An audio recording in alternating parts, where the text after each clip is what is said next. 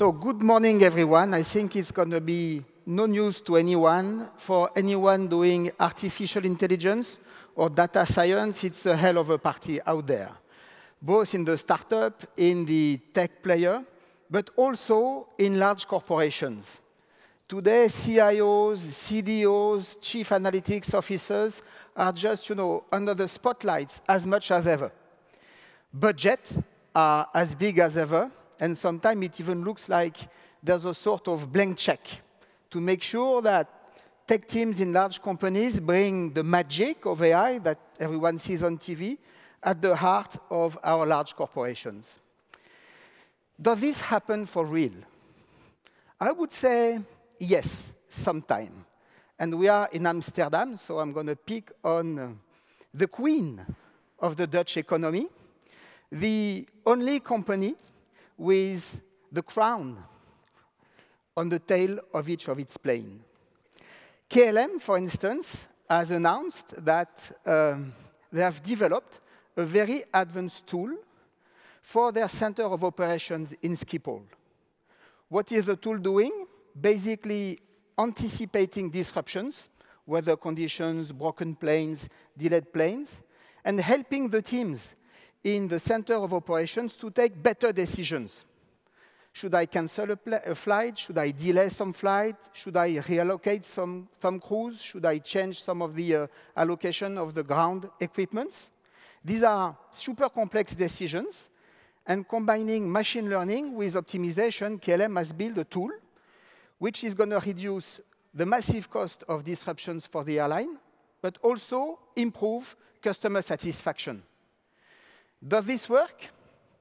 They are actually bold enough to push this to the market and to sell it to other airlines in the world, including some of the largest airlines. So yes, the magic can happen at large companies when they inject AI in the core of their processes. But this is not the main situation. And I think we need to stop pretend regarding AI and analytics. We run surveys with MIT regularly, every other year. We survey thousands of business executives.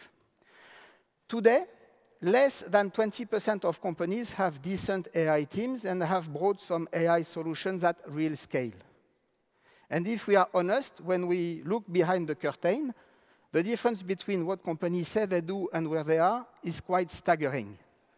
My experience is most of what we see is this. Many initiatives all over the place. I hire a data scientist here. I work with a startup there. Lots of excitement. AI is cool, so everyone wants to do it. But very few things at scale. POCs and prototypes everywhere, and money nowhere. Why that? I think because there's been massive over-promising, the business word for lying. Lying from the tech vendors, from the software vendors, from the consultants, from the data scientists, and sometimes even from CIOs and CDOs in certain companies. Lying about what? Lying about the spectacular ROI on AI, which is true. Talking about the R, forgetting the I. And the I is pretty significant. And it's not just about money. My experience, to make some real money with AI, you need three things. 10% of the effort is about cooking an algo. Data scientists can do that for you. You can, contract people. It's just 10%, but it has to be done right. Then, to move from the mosquito to something a bit big, you need tech. Connecting data, coding API, building a UI, to bring AI at scale. But for AI at scale to be relevant, the most important part, the 70% of the effort, is the weaving together of the business processes, the ways of working, and the technology.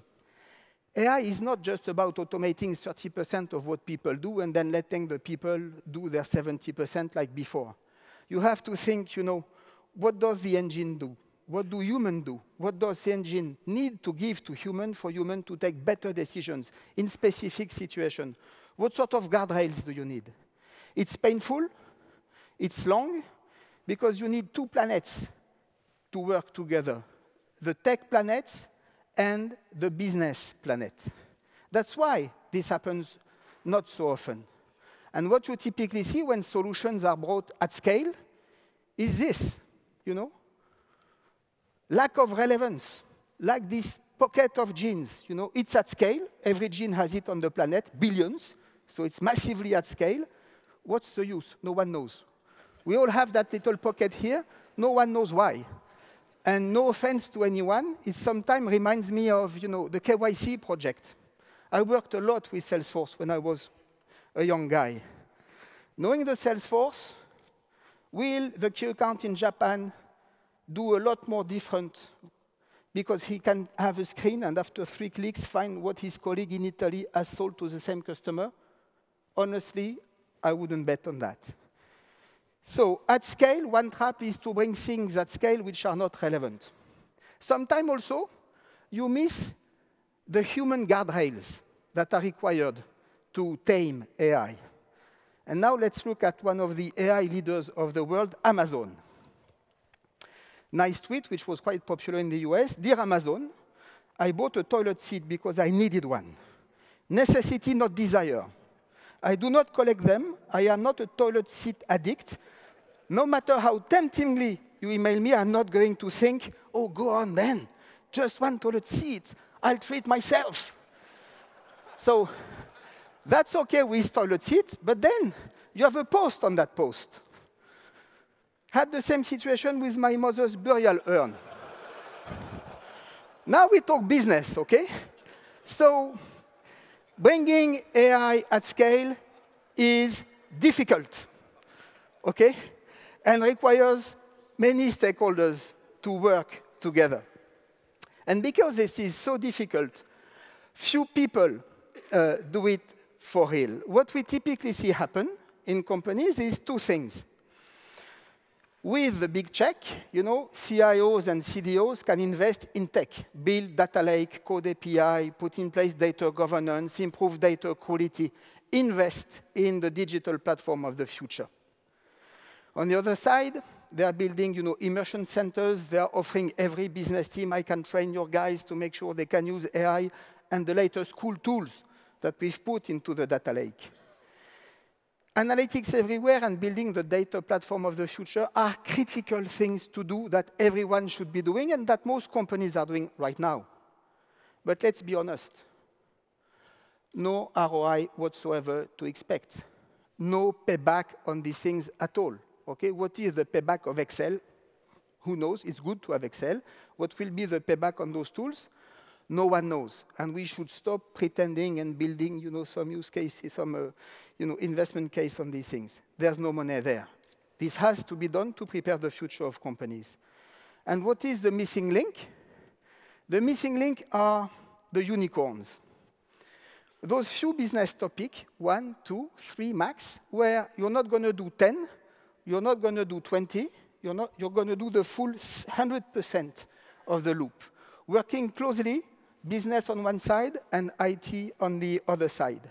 Looking for 50, 100, 200 million of impact per year on a sizable company. And this is no IT project. This is internal business development. You need to mobilize 10, 15, 20 people full-time for 2 years to get those sort of rockets full of money off the ground. Let me, thank you. Let me maybe share an example, okay? In the steel industry. Easy idea, steel industry. Let's work on S&OP, so supply chain, or forecast, demand forecast, and all these things. What does it take to succeed here? Algos, of course. Algos to forecast demand. In this business, even algos to forecast capacity, because when you move from one product to another on the line, you don't know how long it's going to take anyway. So you need algos. Algos not cooked by a kid in his bedroom, like he would be playing on Kaggle. Algos where you work with engineering teams in the plants because you don't have enough data to just do machine learning and make some sense out of that. You need empirical assumptions, empirical experience, and you need to cook that experience into the algos.